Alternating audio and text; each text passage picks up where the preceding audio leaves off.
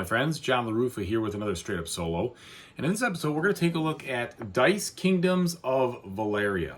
Let's see what this one offers from a solo perspective. Okay, folks, and as usual, please like and subscribe to my YouTube channel if you haven't done so already. And if you have, thank you so much for the support. I really appreciate it. So this game comes with 2 pads of paper. I think there's like 50 sheets each in there. But you can get the winter expansion. But I'm just going to demonstrate what comes in the box here too. And basically what you're doing in this game is you're trying to chain things together in a kind of roll and write fashion. But this game has sort of a mechanic that's very similar to some other roll games, like I think Space Base has this. For sure Space Base has this. But what you're doing is you're going to roll these dice, okay?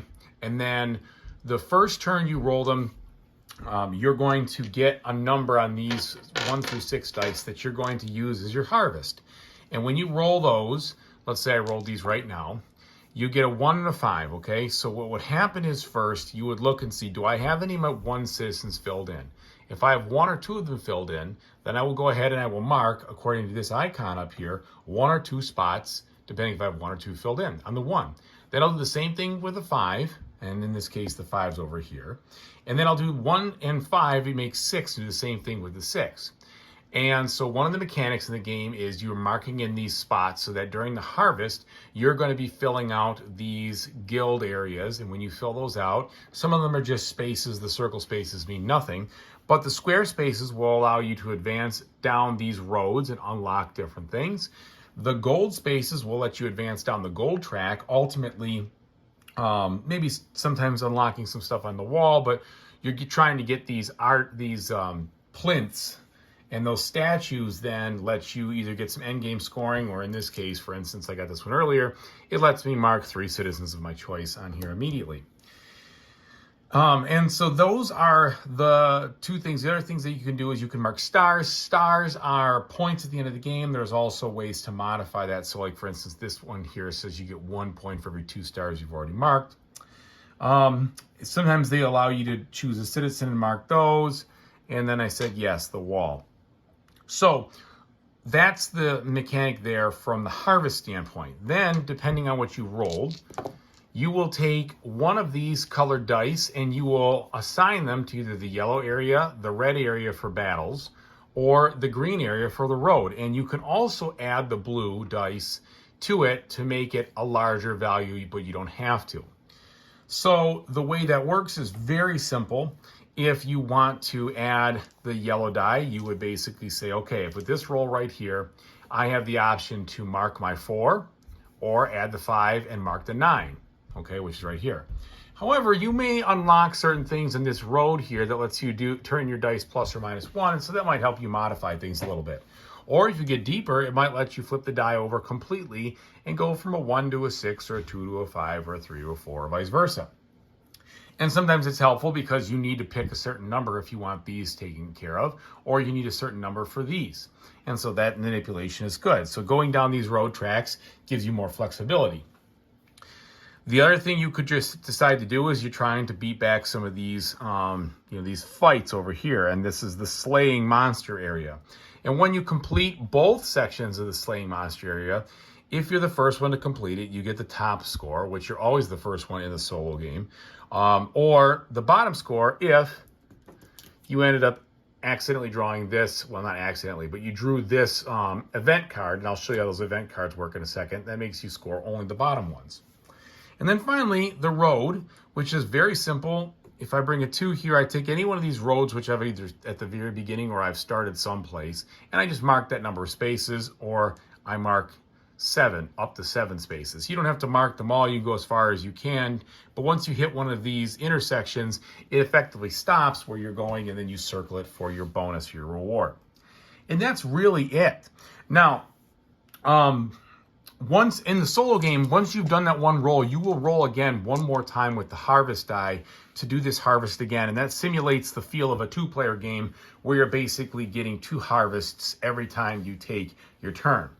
The solo game is played in 20 turns, and you're basically marking off these little trees for each turn you take.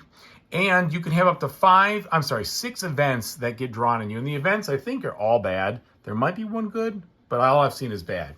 What happens is if you ever roll doubles on your first harvest roll, then you will draw one of these bad events and it'll do something. In this case, it already shortened my game by 1 round. And like I said, it dropped me to the bottom tier of scoring those. Ultimately, what you're trying to do is score against this scoring chart here. And, if you get 80 or higher, then you've done an outstanding job. I've been in the lower end of these so far. And so scoring points to get to those upper tiers is not just automatic. You've got to kind of put things together and make it work. Now, how do I score points in this game? Well, I told you, you sum up the total number of stars. You'll also sum up any kind of points that you have here in regards to these areas. And so those might give you, so like for instance, at the end, here, I'll just bust it out so you can see. At the end of scoring, so count the number of domains that you have marked in the forest area and write that number down. So each of these that you mark, you get 1.4. All right, so that's 1, 2, 3, 4, 5, 6, 7, 8, 9, 10, 11, 12, 13 points. You'd score for these areas down here, depending on if you filled all the stuff in. And then you'd score for any of these bonus things that you've unlocked here with your statues. You take all the statues, you can have 4 in the game, as many as you can get is 4, if you unlock all of them, and you sum up all those points and put it there. And then you see your score, and that's pretty much it. So let me just demonstrate a couple turns for you here. I'll roll them and drop them into my dice tower. All right, so I got a 2 and a 6 for the harvest, okay? So with that, I look and, oh, my 2 is not marked, so I don't get anything out of that. My 6 is marked, though, so I'll go ahead and I'll mark this space right here on my 6. And then 2 plus 6 is 8, so I'll mark this space again over here, and that chains together to be one of these road spaces. So I look at my road, and I think, which way do I want to go here? I'm already kind of marching down the central path on this one, so why not? Let's just keep that up. So I'll mark 1 right there. Then I look at these colored dice that I rolled. Okay, and those are the values I have to work with. Well, since I have a long way to go on many of these rolls, I think the best thing for me to do would be to try to get as much as I can down here. So I can use this 5 and a 6. In fact, I can make it a 6 and a 6 if I want, because I've circled that, to effectively mark 12 spaces. Now there's less than that, so I have to stop early, but you'll see what happens here. So we go 1, 2, 3. That is one of these spaces over here. So I would mark that. Choose a spot that I'm working on. I'm working on these guys right here, so I'll mark that. Mark the gold here. Oop, that changed to another one of those. Mark that. So 1, 2, 3, 4, 5, 6. Mark that gold. 7, 8, 9, 10, and I'm out of spots, so then I circle this. All right, now there's bridges on here also that sometimes score you. You get a gold when you mark those spots right there in the middle, but there are cards that score you for your bridge, and you have to have all 3 of those, the blue, the gold, and the blue marked to count as a full bridge, okay? So I've taken my action, then I roll my harvest die 1 more time, and oh, by the way, I was supposed to mark off my round when I do that. And then I roll the harvest die here, and it's a 6 and a 4. So I look back over at my sheet, and I see the 4. Okay, so I mark that. Nothing doing. I mark the 6. Same kind of icon, so I mark that. And then the 6 and 4 give me 10, which is that spot right there. So I'll mark this. Nothing happened there. And that is a full turn. You're going to do that 20 times with chaining different things together and trying to get down your different tracks, etc., etc. And when you're done, you score and see how close you came. All right, let me tell you what I think. So Dice Kingdoms of Valeria is a very easy breezy roll and write game to play. Definitely low on the complexity level. You do see, and you saw in my demonstration, some chaining effects that you've got to actually pay attention to because it's easy to get lost. I'll say if there's one thing that's kind of funny, in a simple game like this, it is easy to get lost. You got to make sure you're not distracted when you play. Otherwise, you'll say, did I mark that? Did I forget to do that? I don't remember. So, the tree thing, you got to mark that at the beginning of the turn just so you don't forget. And you're going to want to make sure that you keep organized as far as like those roads because things go over here, over here, over here.